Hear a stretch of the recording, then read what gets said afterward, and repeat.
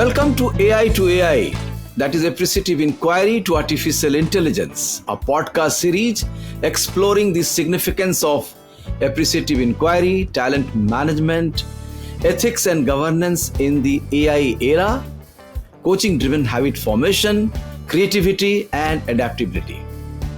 In today's fast-paced, technology-driven world, organizations must evolve quickly to remain competitive. While many focus on fixing problems, appreciative inquiry shifts the approach to identifying strengths and building on what already works. Combined with real-time strategic change, this enables organizations to make swift, collective decisions while engaging all levels, resulting in lasting transformation. In April 2013, I was leading both the HR and business excellence functions at Mahindra First Choice Wheels. My focus was on finalizing the TMW, that is Mahindra Group's TQM model report, into 2 to 3 days' time for the upcoming organizational assessment process by Mahindra's central team, that is called MIQ. Amidst this, our new CEO, Dr. Nagendra Palle, who preferred to be called Nagi, had just arrived at our Mumbai office from Bangalore.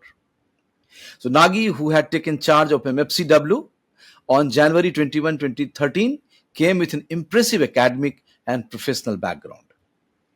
While I was immersed in my work, a junior colleague rushed in to inform me that Nagi was calling me to the meeting room. In the meeting room, Nagi addressed the leadership team with a bold new vision. If you think we are in the business of buying and selling used cars, you are wrong. We are in the business of data. He proposed a radical shift in our vision statement to reflect this new focus on building a dominant Indian used car ecosystem that would bridge retail and wholesale marketplaces through both online and physical infrastructure. This concept of an ecosystem was revolutionary and counterintuitive for most of us. It challenged our traditional understanding of products, customers, and operational excellence.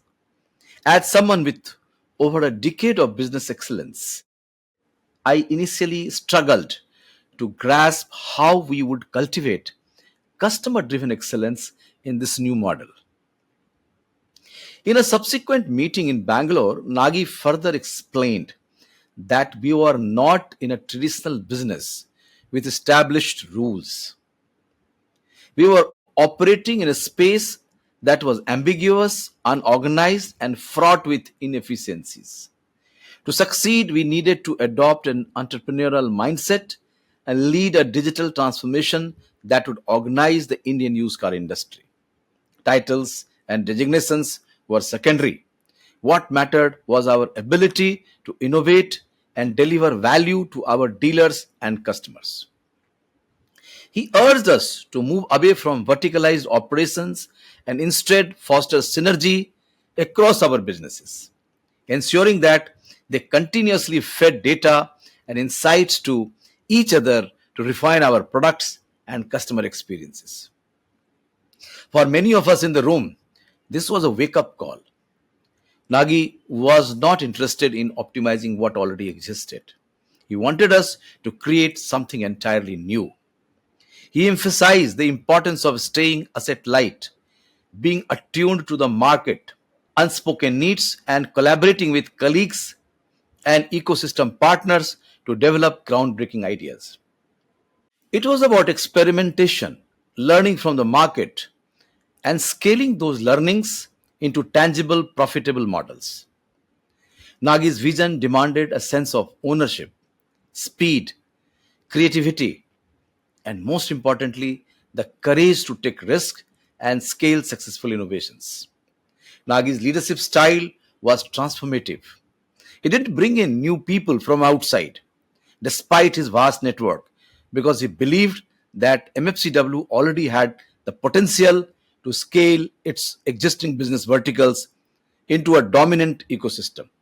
Today, I am joined by Dr. Nagendra Palle, fondly known as Nagi. corporations and the small companies are often confused because what it takes to be entrepreneurial is completely counter to being a corporate environment because, like you said, TQM, I can't name one startup in the world that even can spell TQM, right?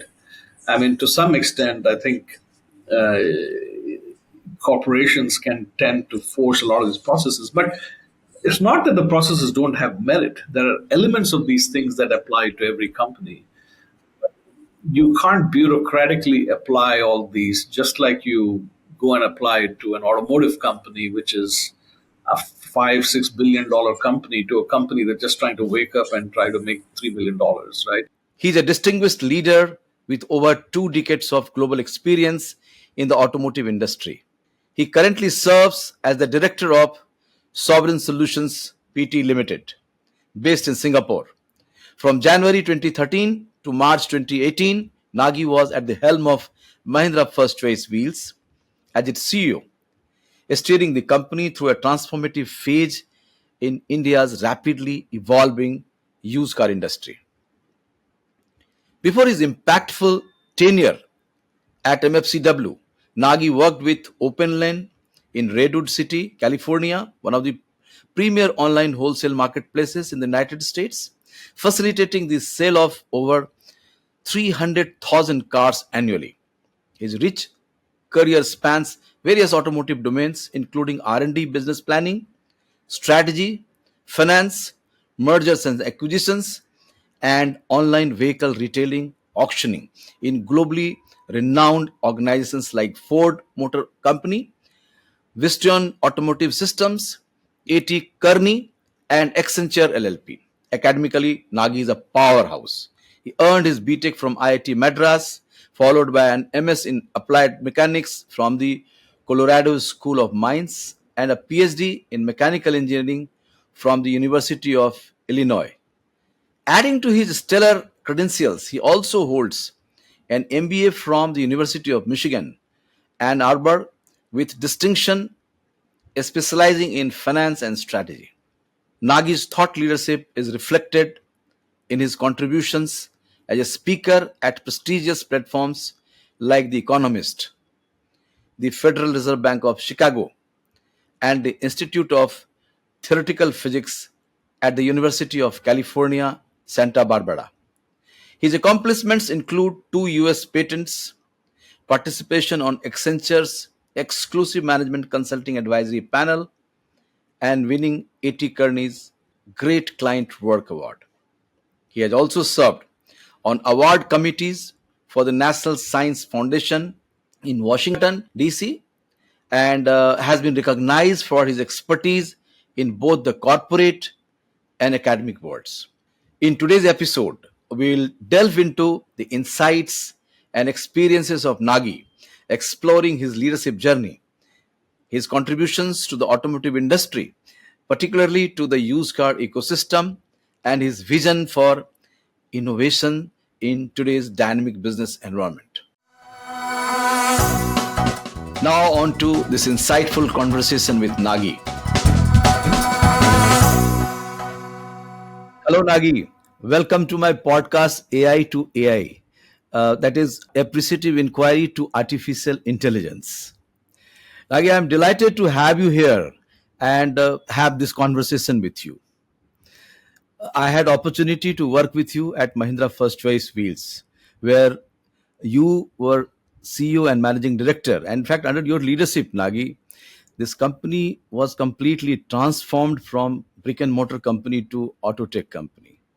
And the kind of mindset transformation you brought in, I mean, that was quite outstanding, I would say. And I often quote, the various lines you used to say during my programs, Nagi.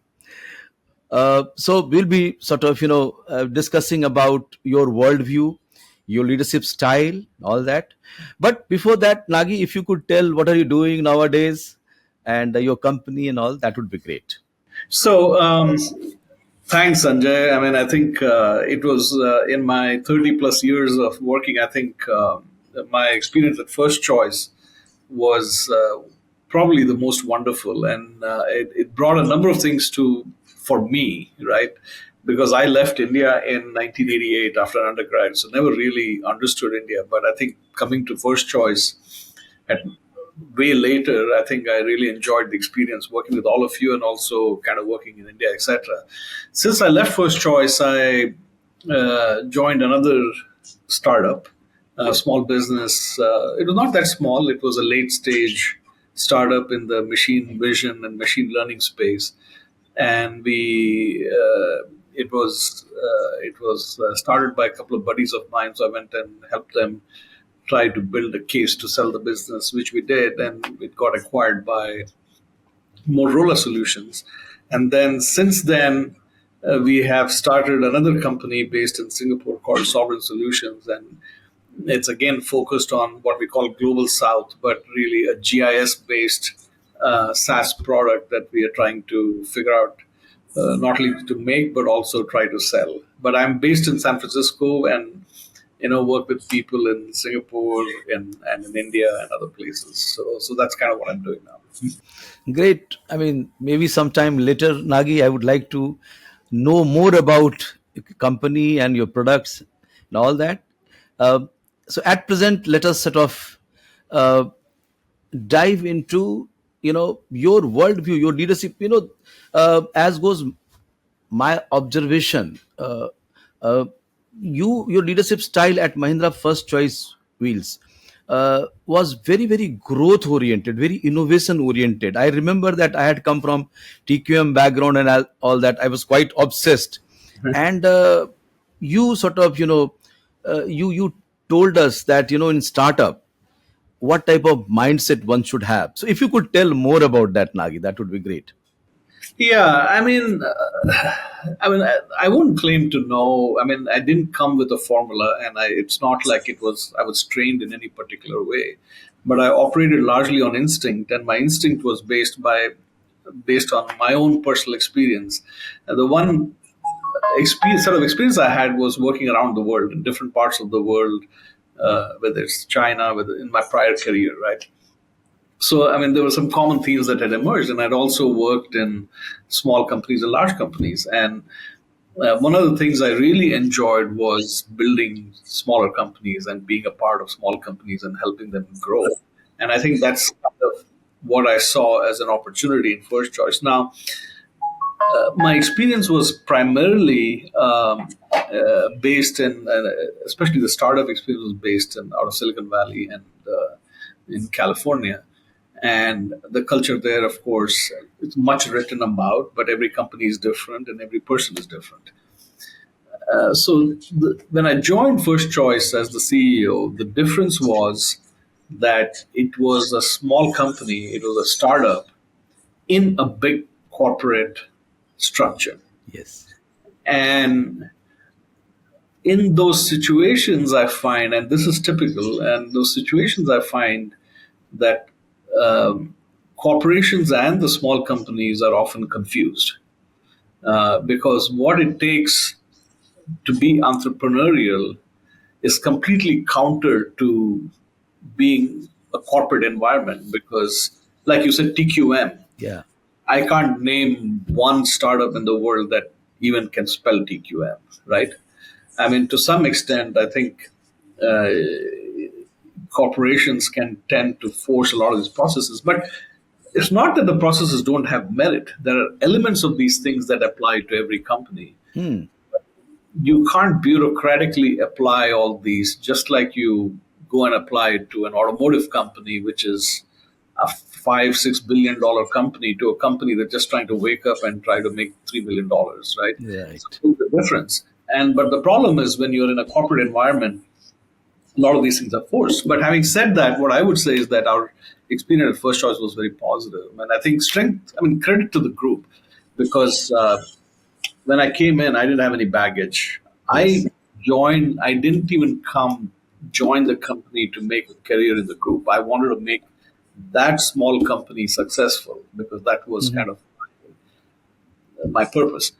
And so I didn't have any orientation in the big group, etc. But uh, I wanted to bring an entrepreneurial culture. Right. Whatever I was used to, it was not because I was trying to come and change anything. I mean, I didn't even know what it was. It was not. I knew what the culture was. I just came and said, "This is the business we got to build, and let's do what it takes." And I still remember.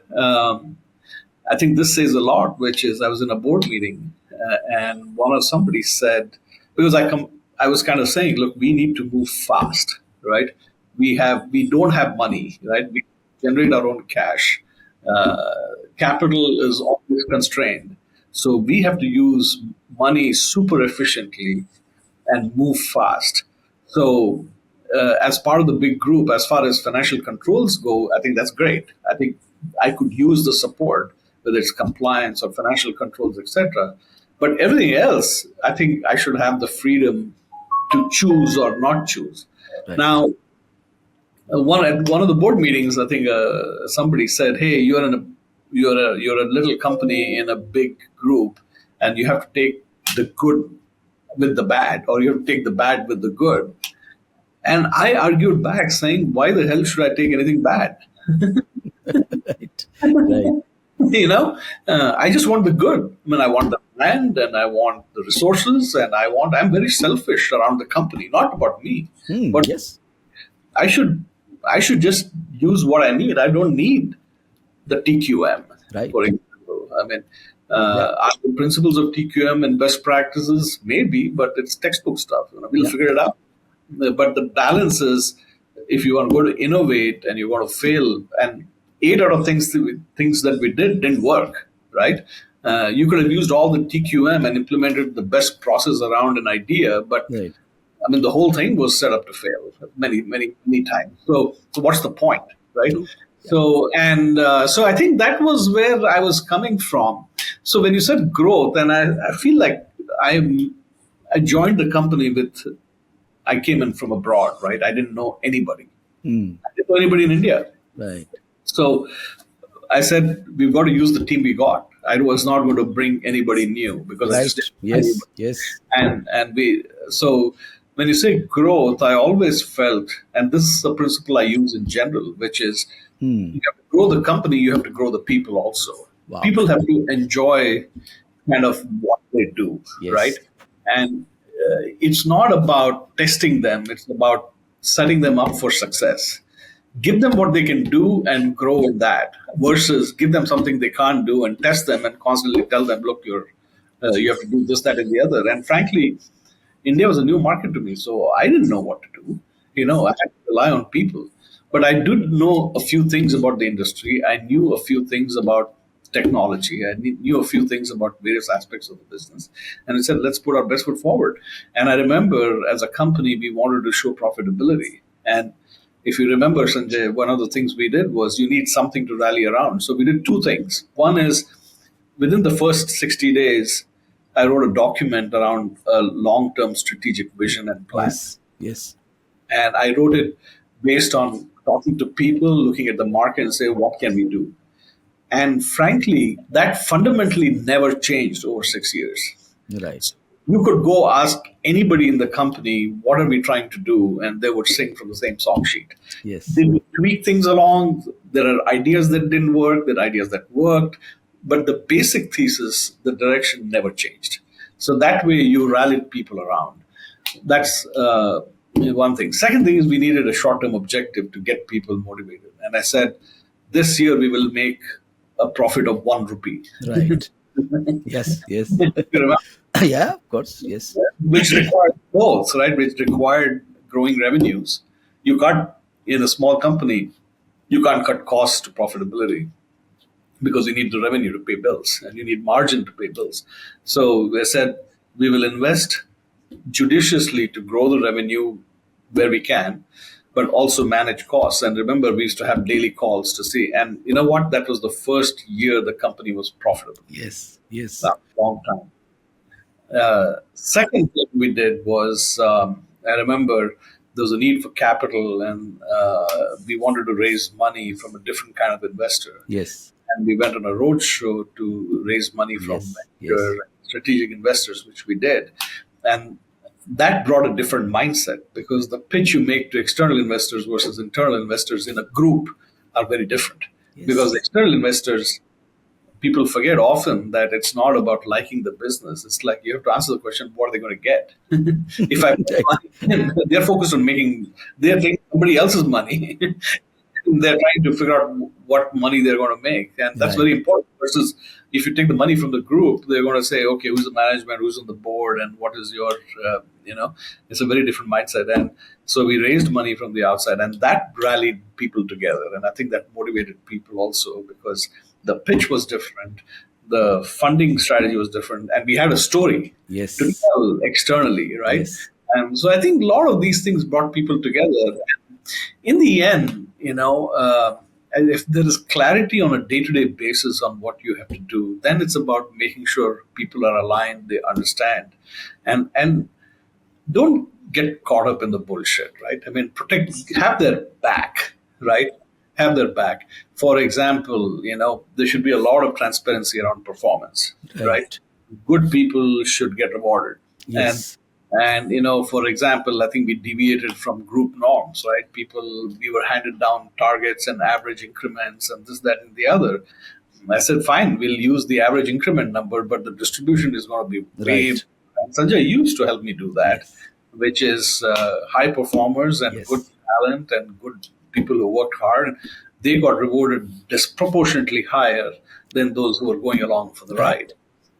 And and we were very transparent about it. I mean, there were no favorites because I didn't know anybody. It was just literally,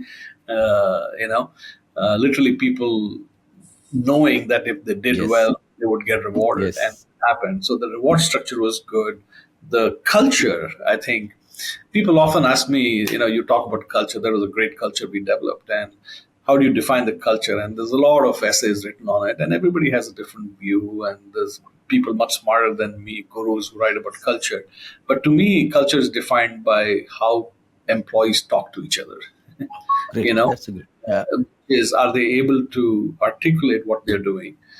Do they respect the other person in terms of what they are doing, Yes. and understand why they're doing what they're doing? Mm.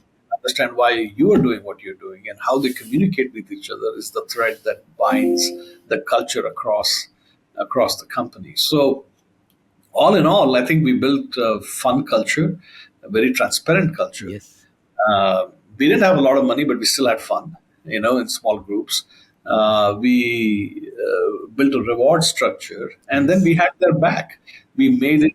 We were focused on doing things that were important, and I took on kind of this thing of going to the group. I forget what it used to be called, not TQM, but they used to do another thing. Right? It was TMW. TMW. I mean, that was another one where, and I brought a certain. My style was a little bit casual. Hmm. Sometimes it was perceived a little different. Why am I casual? It's not like I'm not rigorous. I mean, I am fairly rigorous. I can Yeah. be Yes. across Yes. analytics, but that's not the be all and end all. What's the point of somebody appreciating that you're rigorous? That's not the point. Are people comfortable with you, Right. right? And I remember very early on, I was a new CEO in the group, and there were always questions around, oh, how is this new guy, etc. And one of the comments that was made about me was, oh, he's okay. I think he's smart, but I think he's very casual. I don't know if he'll fit in, right?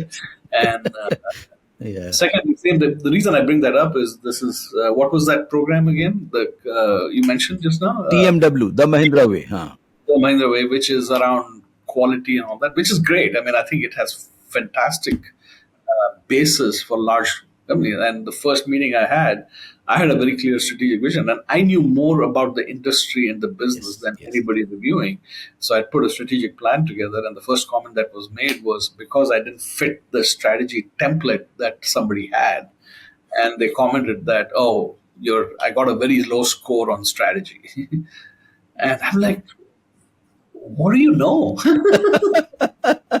Right. Mm. But then I had the team's back, right? I took that on and I said, look, we're going to do what we're going to do. I don't care what you say, right?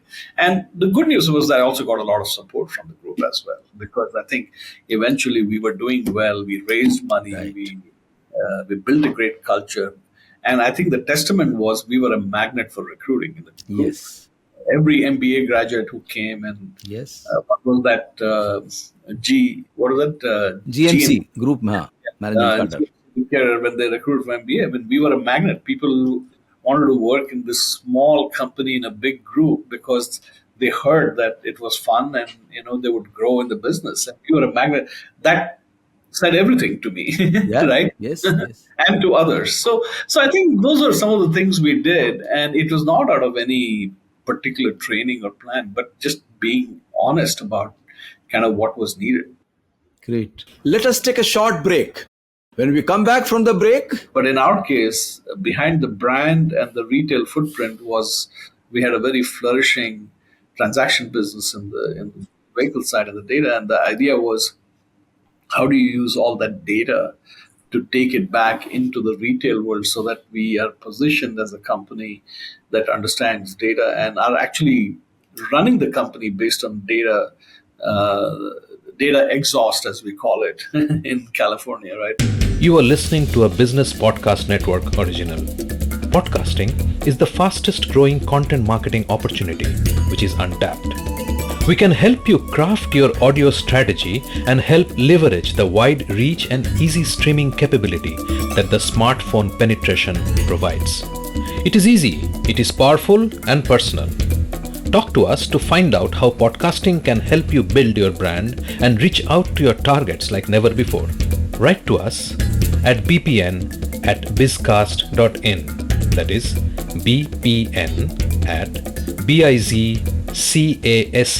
bpn@bizcast.in. Business Podcast Network. Podcasts end to end. welcome back. Let us dive right back into the episode. It was like, traveling down the sort of memory lane and again, sort of, remembering all those your lines, which were quite disruptive, by the way. Let me tell you, very, very counterintuitive to us, and it was like wake up call for both, for most of us, in fact, Nagi.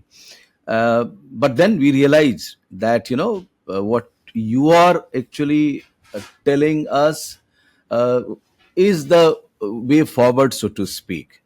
And for me, I can tell you there's a huge learning, because it was counterintuitive. And then I realized that no, this is the new sort of news truth, new realization. And unless we kind of follow this path, we can't survive as a brick and mortar used car company, so to speak. Right.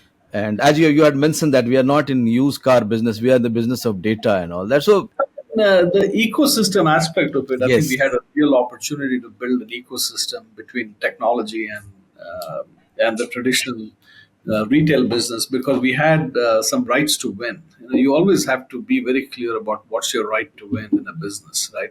And it could be many things, right? It could be brand, it could be some sort of intellectual property, it could be data, it could be people, it could be many things, and most companies will have many things as rights to win.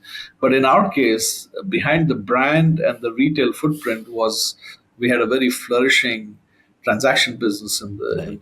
vehicle side of the data, and the idea was how do you use all that data to take it back into the retail world so that we are positioned as a company that understands data and are actually running the company based on data, uh, data exhaust, as we call it in California, right? There's a huge data exhaust in terms of as we are in the retail business and wholesale business, we're collecting so much data. How do you make it a virtuous cycle in terms of using the data to grow the business and to launch new products and have confidence out there that you are better than others. Right. Right. So Right. that was, I think that was pretty helpful. Yeah. So, Nagi, before we move ahead, you mentioned that you had come with instinct and not baggages, so to speak. And I must tell you that these leadership instincts is very, very important, so to speak, to uh, run an organization which is in startup environment, so to speak, which is startup organization, and in countries like India, where this used car industry is still, I would say, kind of not very developed, so to speak. So there, I think instinct, I think that works well and worked well, very well in your case. So could you tell that how leaders can develop this instinct, Nagi? I think it's both instincts and humility. I mean, to me, instinct came from just having some experience in a similar industry in the business. The humility came, not humility. I mean, I also, it's not like I came in knowing what to do, right? I mean, I didn't know India.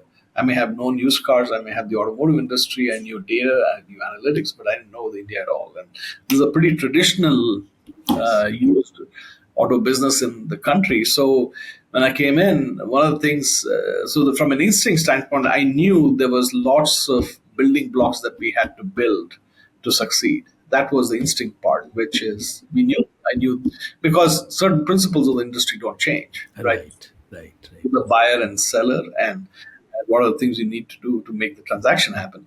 But on the other side, like I came in and there was a retail business, and I said, I don't know that much about the retail business, but we have a wholesale business which I understand well. So I'm going to spend the first 3 months learning about the retail and not interfering and telling them what to do because I didn't know anything. So I learned. First 3 months, I said, let me get credibility by learning as opposed to telling. And on the wholesale side, which was an underserved business in our company, we said, let me push that and grow that. And that turned out to be the right thing. Whether that's instinct or design, I don't know. But I think that was partly where it all started. Right. Great.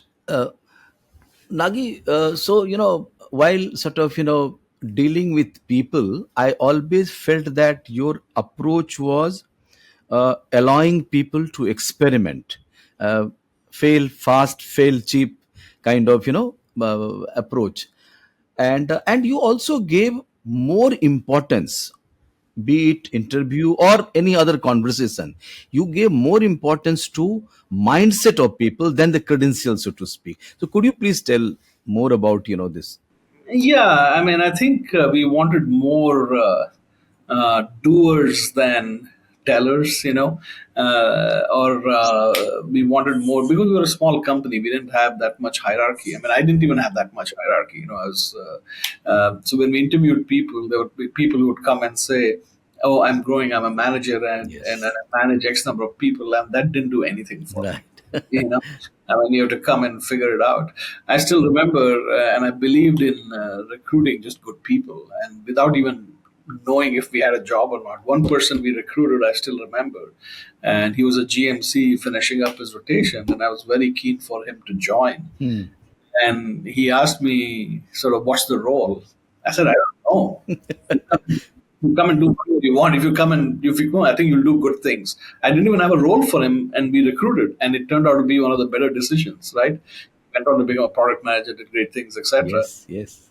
So, and it's that mindset, right? Which is even while recruiting, interviewing CFOs, I remember they were, because in a big company you have very very traditional CFOs, and so we had one of the CFOs was moving on. We had to get a new one, and there was candidates who would come and say they were really tight on controls and they knew how to do the books, etc.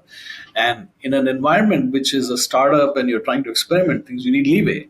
I'm not talking about not having controls, but I'm talking about allowing people to do things and in a constructive manner. So a great analogy of the CFO we eventually recruited was great because he said, look, the role of finances, think of it as a river flowing down and with two river banks. And I said, look, I think the role of finance is oh, sorry, something fell. The role of finance is that you have river banks and the water is flowing. Within the banks, the water can flow any which way as long as there's more flow.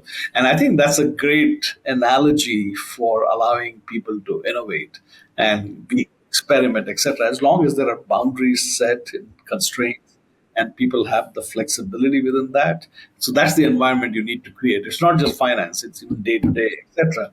Right. More than anything else, I think things work great. If things don't work, there should not be a witch hunt. People should trust that it's fine. You know, we learn something and we move on. Yeah. Great. You mentioned that, Sanjay, I believe that, let people, people should come, well trained on a particular thing, and we should not unnecessarily send them for training programs. They should kind of learn by doing the thing. So if you could tell, that was also counterintuitive. Later on I learned, and Yeah, I think it again goes back to the a mindset thing, which is when you are if you go to California and you look at kind of the startup culture and entrepreneurship, they don't have freaking any time or money to get people sent for training. You have to have people who are just hungry, wow. and most of the corporate training that you get, you can probably like a whole day course, you can get in 20 minutes. That's my philosophy. and especially in an environment which has no time, right?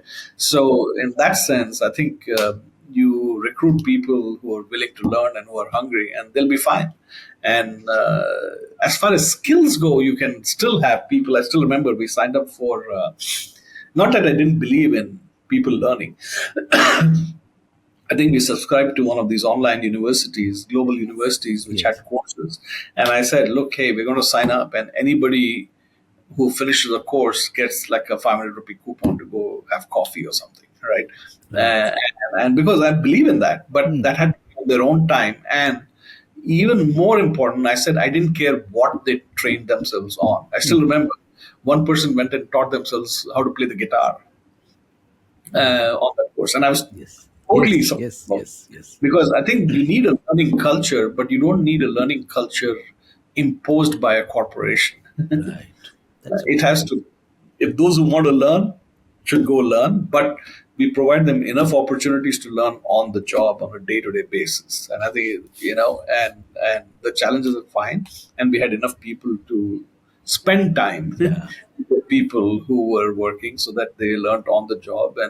And I think you can see the people we turned out who were really, really good over 3 or 4 years. Right. So great.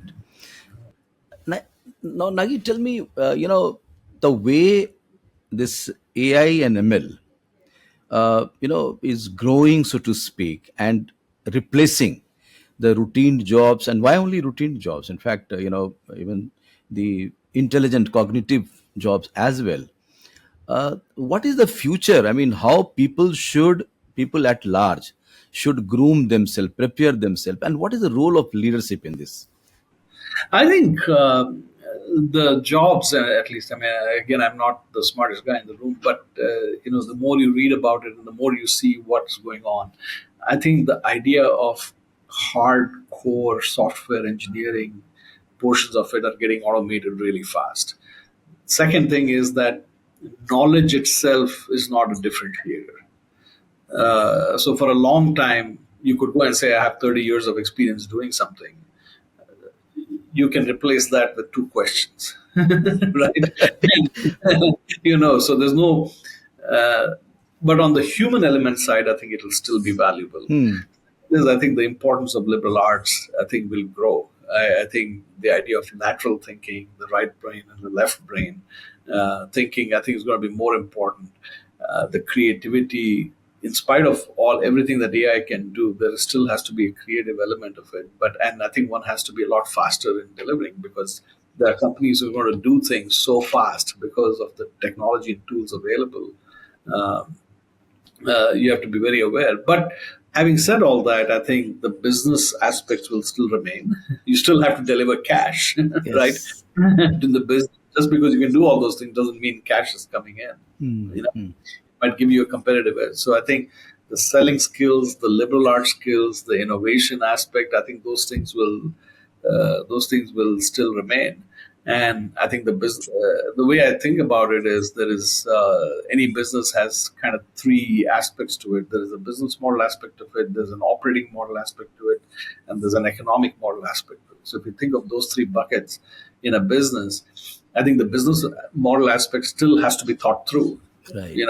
If I spend $1 doing something, I have to make more than $1, right? So, what is the model that gets me that? Same thing with the economics. But I think where it'll impact the most is the operating model, whether it is operations and technology, operations and support, sales operations. A lot of those things are going to get automated really quick. So, to the extent that the way I think of it is, a lot of overhead activities are going to get eliminated. Right. But the other aspects will still remain. You still have to make money. I would like you to sort of, give some message to the leaders of startup companies, so to speak, in India, how they should see the things. Okay, because I mean there is a lot of roller coaster, so to speak. Okay, so yeah, so your view, Nagi. I think, and again, there are enough smart people out there who can tell you more. But the way I think of when you're trying to create a business, there are two kinds of businesses fundamentally that you create in a startup environment. One is where you are so innovative and you're building something so unique that the intellectual property is going to be valued, and you will exit based on that because Right. you have done something so creative. The other is you're building a business where you are trying to build a business for revenue and cash flows, etc. Right up front, you have to be very clear what kind of business you're building, and depending on that, you will invest and you will operate very differently. And I would say 90+% of the companies in the world are the second category. So in the end, focus on the business, right? Great. Focus on the business, and cash flows have a line of sight towards that. And I think, and that's hard. That is super. Building a business is very hard. Very hard. True. Very hard, and most of them don't succeed. So odds are against you. But I think there is no other way to spend life other than trying to build businesses. You are listening to a Business Podcast Network original. Podcasting is the fastest growing content marketing opportunity which is untapped. We can help you craft your audio strategy and help leverage the wide reach and easy streaming capability that the smartphone penetration provides. It is easy, it is powerful and personal. Talk to us to find out how podcasting can help you build your brand and reach out to your targets like never before. Write to us at bpn@bizcast.in. That is bpn@bizcast.in. Business Podcast Network. Podcasts end to end. Superb. Nagi, this brings us to the end. It was very clear, free-flowing, very candid conversation with you, Nagi, as usual. I mean, Yeah. you are very clear, very straightforward, so to speak. And for me, huge learning. Anything else you would like to say? Otherwise, No, all good, Sanjay. I haven't met you in a while, so at some point we have to grab sure, a cup of tea someplace. sure, Nagi. Please do let me know whenever you are in India, or I am that Absolutely. part of the world. Yeah. Yeah. Okay, we'll catch up. Yeah. All right? Thank you. Okay. Thanks. Thank you for listening to my podcast Ai2AI, where we explore the significance of process excellence and people excellence in the age of artificial intelligence. If you like this episode, give us a thumbs up in your favorite podcast app, and do subscribe to continue listening to upcoming episodes with industry experts. Feel free to connect with me through my website at www.sn10x.in and on LinkedIn, where you can find me under the tagline Molding Metal to Molding Minds.